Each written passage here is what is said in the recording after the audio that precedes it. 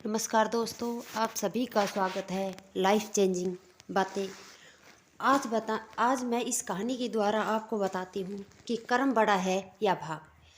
कर्म और भाग में कौन ज़्यादा महत्वपूर्ण है, इस विषय पर दुनिया में सदियों से बहस चली आ रही है। कर्मवादियों का मानना है कर्म बड़ा है, जबकि भाग के भरोसे रहने वाले लोग कहते हैं भाग ही सब कुछ है। लेकिन कोई ये मानने को ही तैयार नहीं कि कर्म और भाग्य केवल एक सिक्के के दो पहलू हैं। जीवन में दोनों की एक समान महत्ता है। कर्म से ही भाग्य बनता है और भाग्य के द्वारा ही कर्म के। नारद मुनि की जिज्ञासा हुई भाग और कर्म के बारे में पूछने के लिए। इस एक बार नारद मुनि भगवान विष्णु के पास पहुँचे। हमेशा की तरह उन्होंने शिकायत करते हुए भगवान से कहा कि आपकी बनाई हुई इस धरती पर आप ही का प्रभाव कम हो रहा है। जो लोग धर्म और सच्चाई के रास्ते पर चल रहे हैं उनका भला नहीं हो रहा, और जो कपटी और दुष्ट बुराई के रास्ते पर चल रहे हैं हर दिन तरक्की कर रहे हैं। भगवान मुस्कुराए और बोले कि जो हो रहा है वह सब नियति है। नारद जी फिर भी नहीं माने और बहस करने लग गए कि मैं पृथ्वी का सारा मंजर देख कर आया हूँ। भगवान बोले, अच्छा ठीक है, कोई ऐसी घटना बताओ जिससे तुम्हारी बात सिद्ध होती हो।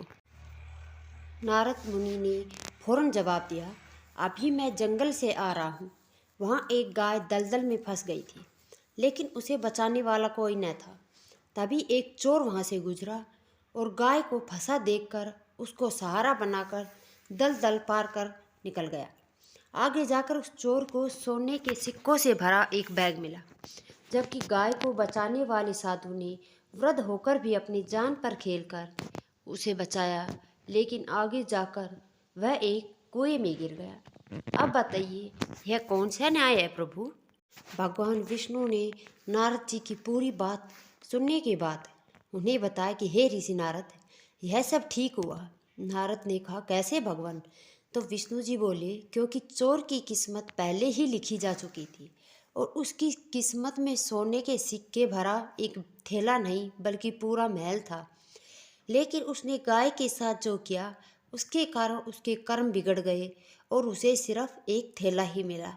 वही साधु की किस्मत में मृत्यु थी, लेकिन उसने गाय को बचाकर पुण्य का कार्य किया और वह मृत्यु एक छोटी सी चोट में बदल गई। नारद मुनि भगवान की इस बात को सुनकर संतुष्ट हो गए थे। उन्हें समझ आ गया था कि हमारा कर्म यदि अच्छा हो तो वह भाग्य भी बदल सकता है, यानी कर्म ही भाग्य को बनाता है। अक्सर जीवन में हमें यह बार बार लगता है कि हम कितने भी अच्छे कर्म क्यों ना कर ले, लेकिन कठिनाइयाँ कम ही नहीं होती। लेकिन कभी हम ये सोचते ही नहीं, क्या पता इससे भी ज़्यादा बुरा कुछ होने वाला हो। यह कर्म हमें छोटी परेशानियाँ देकर बड़ी